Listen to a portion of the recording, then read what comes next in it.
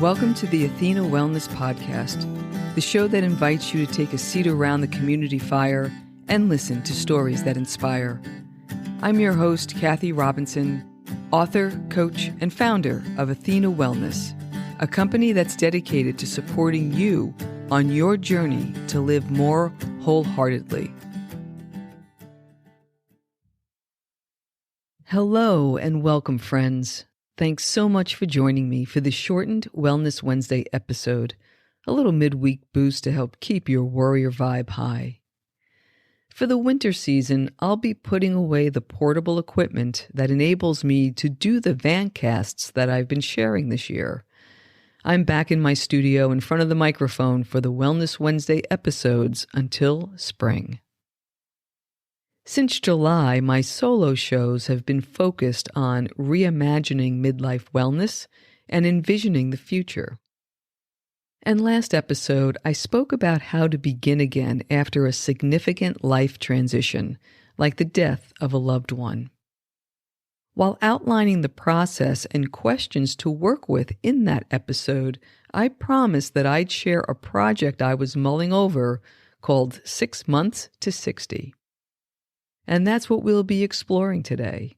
And as always, there'll be a takeaway on how you can use this approach toward the end of the show. As a quick reminder, the 4-step process and 3 questions that I shared last episode are: 1. Reflect on what matters most. 2. Decide who do you want to be. 3. Identify what mindful actions align with that vision. And 4, begin with the next step. The 3 questions that I shared are: 1, what am I willing to let go of? 2, what legacy do I want to leave behind? And 3, what am I grateful for? Here's how I put it all into action.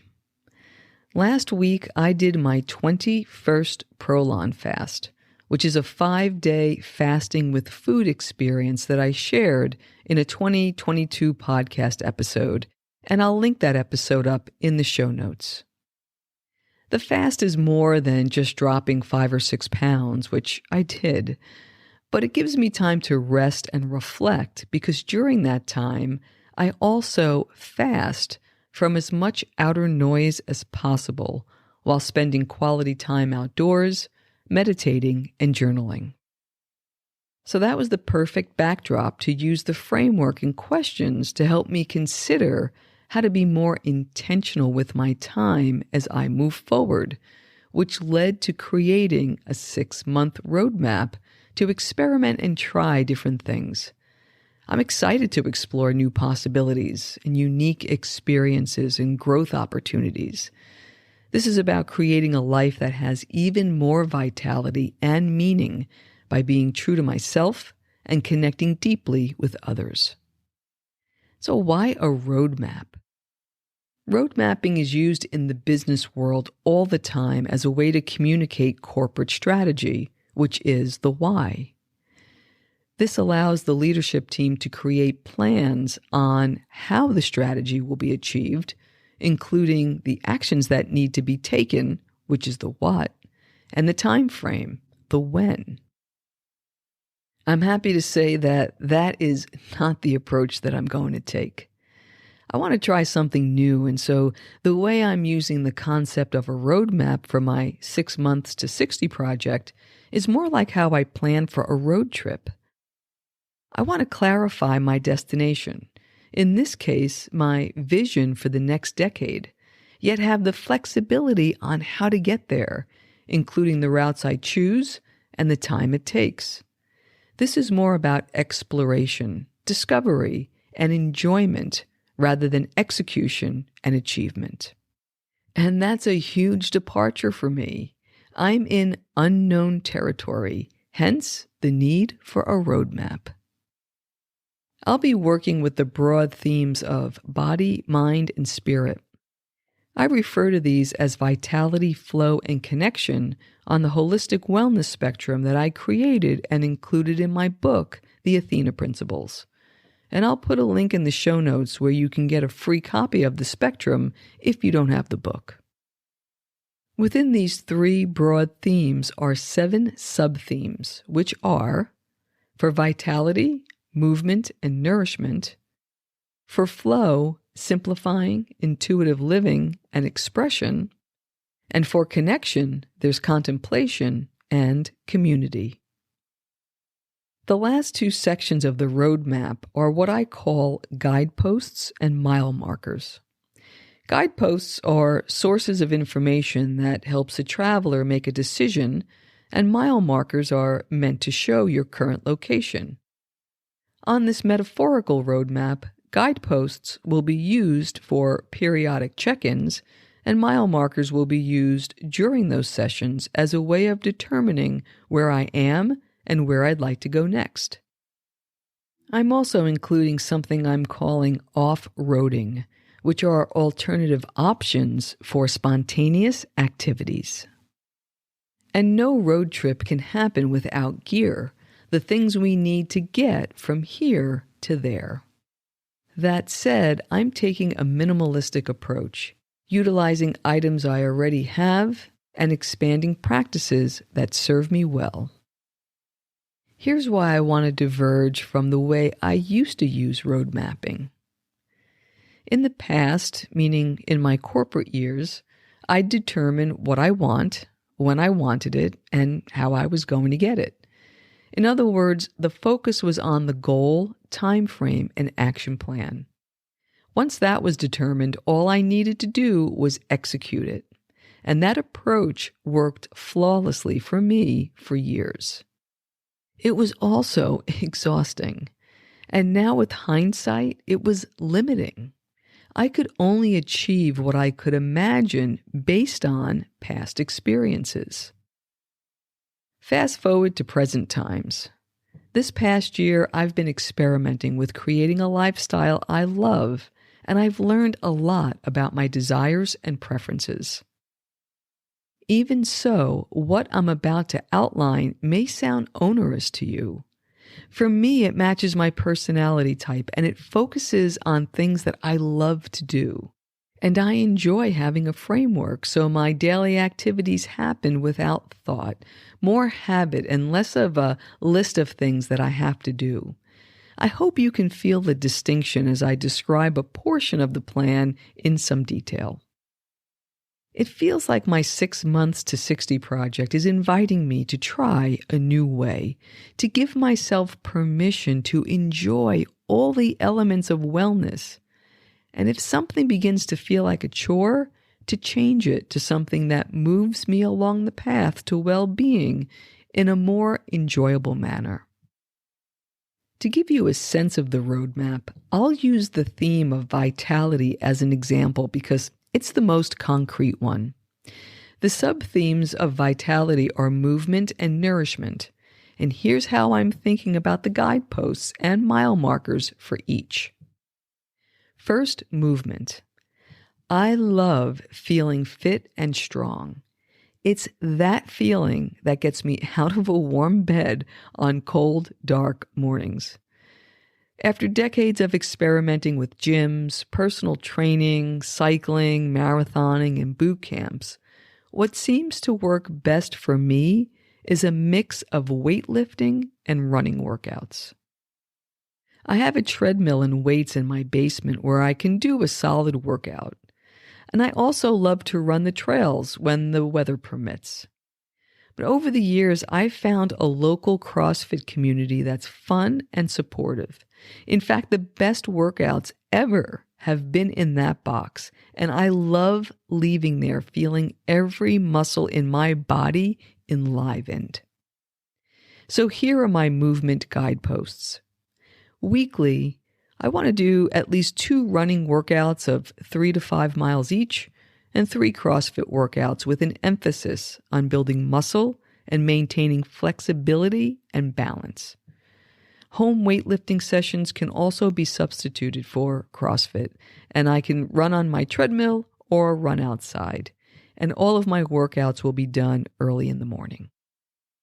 On a daily basis, while I like to walk at least 12,500 steps a day, I usually aim for 15,000 steps, about 7 miles. The reason why I like to do this is it gets me walking in the afternoon. For off-roading options, I'm including fun activities with family and friends that can be substituted, such as taking a long walk or hike, or playing with my great nieces and nephew. The aim is for full-body functional exercise each day. Mile markers, how will I know where I am? I have a body scan scale and my watch, 2 items that I already use. And so what's different? For me, it's the simplicity. This is an achievable routine that I don't need to think about because the structure is already in place, and I can start my workday at 8 a.m. with a completed workout under my belt. Let's go through the process again with nourishment. And I start again with what I love. I love living foods and recipes that use ingredients as close to their pure form as possible, prepared in ways that retain their nutrients. I love going to the market and experimenting with new recipes and techniques. I love the sensual preparation of the food, sharing it with others, and of course, enjoying it. I love the way it makes me feel, truly fed. The tools for eating this way are mostly a food processor, a high-speed blender, and a dehydrator, all well-used tools in my kitchen.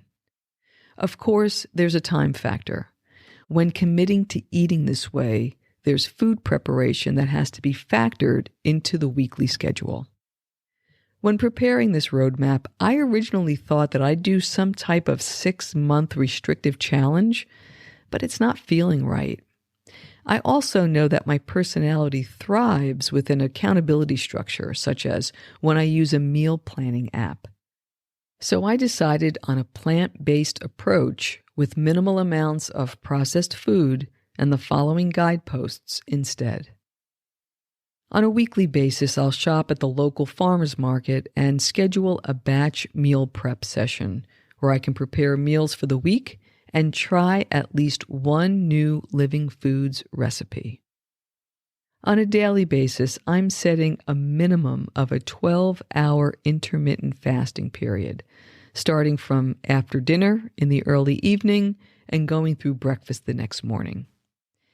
I'm also going to check in with how the food is feeling as I eat and digest and make adjustments as needed. My off-roading activities include hosting family holidays and informal gatherings with friends with a focus on healthy alternatives. I also want to explore more raw, vegan, and plant-based restaurants with friends and when I travel. For my mile markers, how will I know where I am? I already use the Lose It app, and I'll continue to do so. Once it's set with my personal recipes, it's really easy to use, and it also tracks fasting periods. So what's different? For me, the intuitive eating check-in. I already do the weekly meal prep, and I eat in a way that supports my well-being. But I'm interested in the daily inquiry to see what foods are most nourishing at this point in time and how it shifts seasonally. I've done the same for the other sub-themes to complete the 6-month to 60 roadmap with a focus on creating a simple, creative, intuitive, mindful, and connective life. What I love about this approach is I'm not adding anything to my life. Instead, I'm eliminating the noise in each category, letting go of the extraneous, so I can focus on the things that bring me joy, that make me feel good. But what this project has really done is taken what could have been a dreaded occasion, a milestone birthday, and turned it into an event that's being anticipated with excitement and enthusiasm. I'm also remaining open on how to commemorate that milestone when the time comes. I feel that this roadmap will lead me to the perfect, atypical way to celebrate it. And now, your takeaway. Here are 3 steps to help you create a self-compassionate roadmap for the next phase of your life. 1. Identify the most important themes and sub-themes as your roadmap destinations. I use the Holistic Wellness Spectrum, and you can download a copy for free at athenawellness.com/action plan. 2. Determine your why for each sub-theme. What is it about the sub-theme that motivates you and inspires you? Why do you love it? And 3. Establish your guideposts and mile markers for each sub-theme. What will you commit to do weekly and daily to move yourself along the route you've chosen? What are some potential off-road experiences that will keep the journey fresh and exciting? And what mile markers and gear will keep you on course? There are also less rigid ways to design your roadmap. Your themes can be things like exploring new things, where you focus on traveling to places you've never been before, learning about new cultures, trying new foods, meeting people outside of your current circle of friends, volunteering for an interesting cause, or taking a workshop on an intriguing topic. You can also explore getting creative. You can focus on creating a work of art through your writing, painting, taking pictures, playing music, acting, dancing, or singing. You can also share your thoughts more broadly through blogging or podcasting. And lastly, you can focus on growing in new ways by learning more about an aspect of personal development or traveling inward through spiritual practices, mindfulness, or time in nature. Your roadmap is merely a medium, a means to inspire action that aligns with your deepest desires and, most importantly, reminds you to enjoy the journey. So take my suggestions and run with them, amend them, change them, ignore them if it feels right, and create something that brings you clarity, focus, and accountability while motivating you to continue to move forward. As we bring this episode to a close, I hope you're inspired to create a life roadmap of your own. I found it to be a worthy investment of my time and energy, and I'm excited to continue to refine it during my 6-month journey to 60. I'm excited to see where this roadmap leads me and share what I've learned with you. And as always, if you're at a life crossroad and would like some guidance, you can find ways to work with me at athenawellness.com/coaching. I'll leave you with the slightly edited words of fellow New Jerseyan Bruce Springsteen, who was credited with saying, "A time comes when you need to stop waiting for the person you want to become and start being the person you want to be." Thank you so much for joining me today. I know there are many ways you can spend your time. Thank you for choosing to spend it with me. Until our paths cross again, be kind to yourself and show your warrior spirit some love. If you know anyone who could benefit from today's episode, please pass it on. And many thanks for supporting the show by subscribing and leaving a review. It means a lot, and it helps others find their way to our circle. If you'd like to access the show notes, have a question you'd like addressed on a future episode, or would like a transcript of this episode, visit www.athenawellness.com/podcast. Until next time, be well.